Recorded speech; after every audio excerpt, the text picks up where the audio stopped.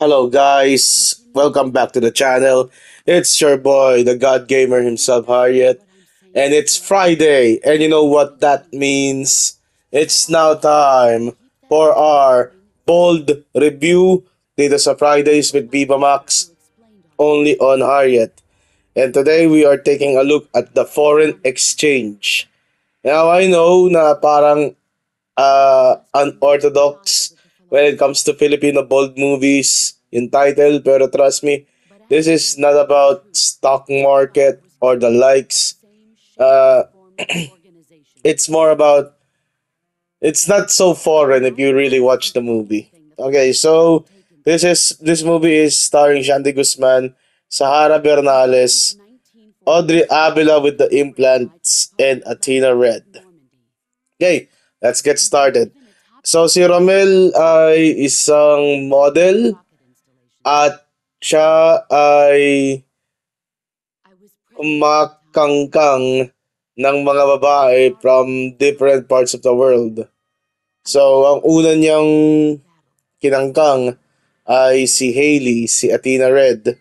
At isa rin sa mga na nakipagtalik sa kanya ay itong si Audrey Avila na gumagampanan sa role na Haruhi from Japan. Hailey is United States, Haruhi is Japan. Wala tayong Espanyol dito, so di kompleto yung mga mananakap ng mga Pilipino. Okay, so ganun. And likewise, yung mga pera ni Romel galing sa mga babae na titira niya. Okay? Si Romel ay may pagka-charming na personality. He's a womanizer, which is a very common trope into this more recent Viva Max movies. And I think Shandy Guzman really nailed that part. Okay? He's a veteran when it comes to this types of movies. Talaga. Like, Sean is one of the OGs of BMX. So you can really put your trust onto him. Now, nakilala niya itong si Mia dahil sa indiscriminate panghihipo sa kanya, which Mia really took it personally. At tumatak ito sa isipan ni Mia. So Mia is a travel agent. She is played by Sahara Bernales. Romel applied to the travel agency where Mia is working and they start to have a will they won't they relationship. Ang naging turning point dito is that Mia is matampuhin and she suddenly go into the grazing care ni Romel. So inuwi ni Romel si Mia para i-treat yung wounds niya kasi parang sinira ata ni Mia yung paa niya with her heels or something.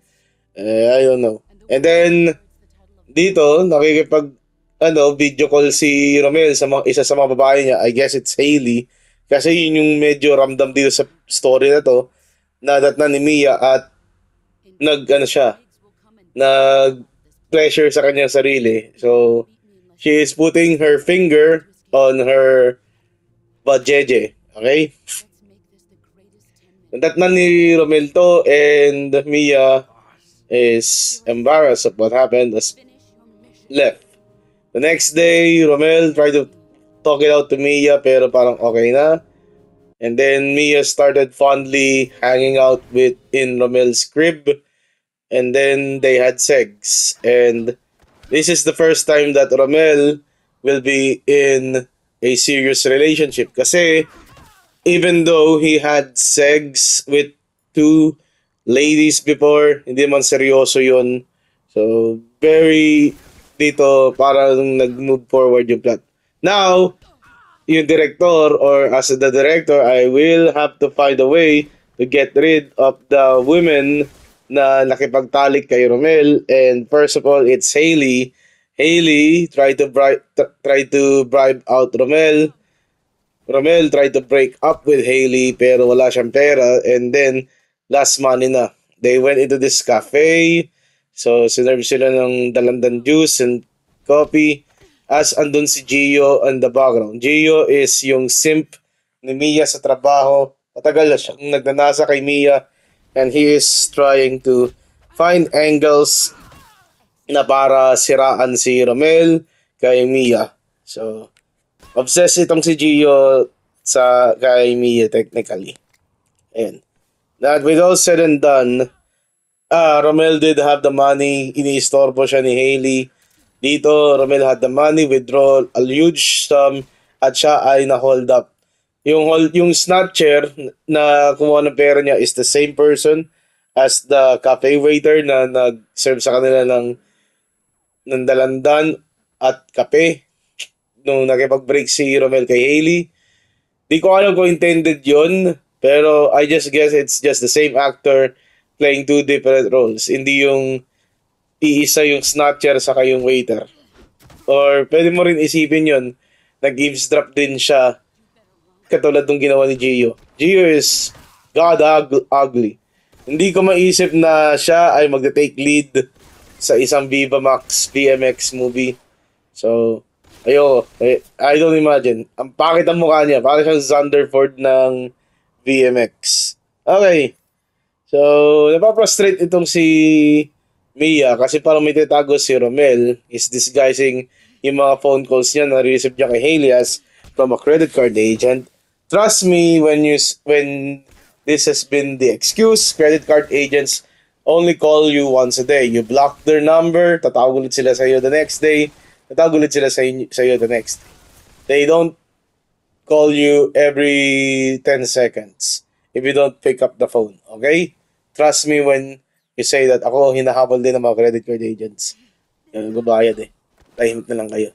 Okay, so that's what happened with Hailey. Si Haruhi umuwi, pumasok sa bahay ni Romel, nagpanggap si Mia na kasambahay, kaya nalaman ni Mia na nakikipag-moonlight si Romel sa kanyang dating babae even though they are in a relationship. Ang problema ko lang dito, kailan parang officially tumira si Mia sa pamamahay ni Romel? Mag-GF lang sila, hindi sila mag-asawa. So, may bahay rin si Mia pero tumutuloy lang si Mia kay Romel.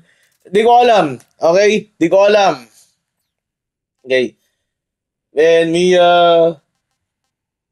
temporarily breaks up with Romel. Okay? Temporary lang ha.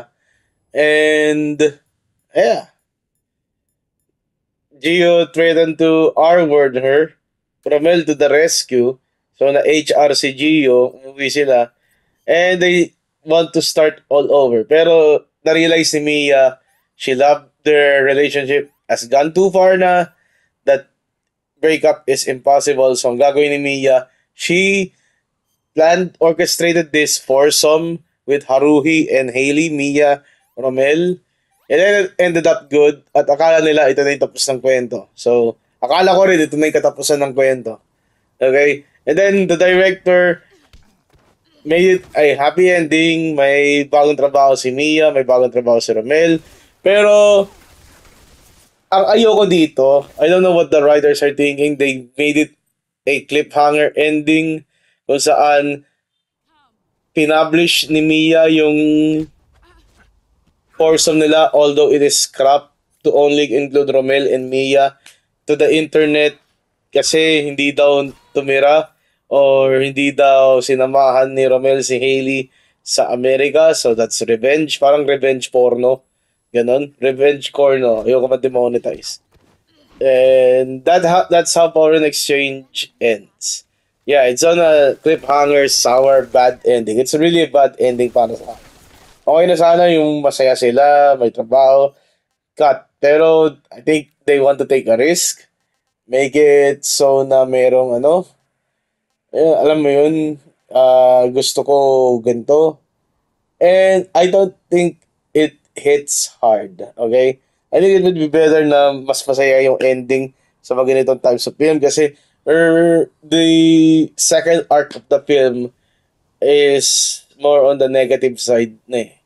Like, muntik nang gahasahin si Mia, bina-blackmail si Romel, na-snatch, and then you double down on it by publishing a scandal. So, whatever. The best mature scene here is definitely the foursome, pero it's a Shandy Guzman movie. Even though he is respected, or siya yung go-to guy, an OG, it still pales in comparison with what the younger talent are doing. Like they're more daring. Sean has the more traditional sense.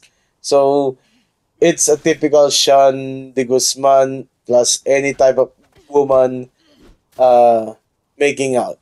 And if you're expecting a good wank over this, I suggest not because it's pretty much mid.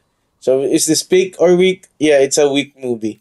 Foreign exchange pero walang ka foreigner dito. It's just makeshift foreigners, and that really like irks me a lot. Okay, so I believe the next movie is Mayumi, starring Alia Raimundo. I'm going to look forward to that, to be honest. And that will be on Friday. Same time, same channel. This is your boy, the God Gamer himself, Harriet. Thank you, goodbye, and good night. Bang.